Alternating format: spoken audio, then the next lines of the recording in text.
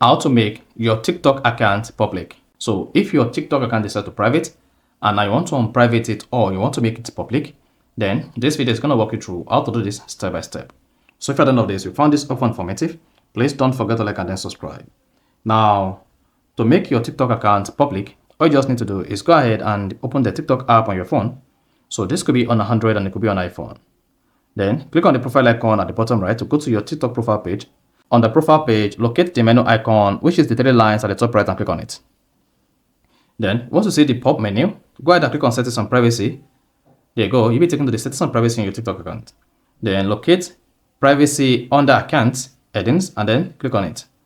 Once you click on that, locate discoverability and then under discoverability, click on private account toggle to turn it off.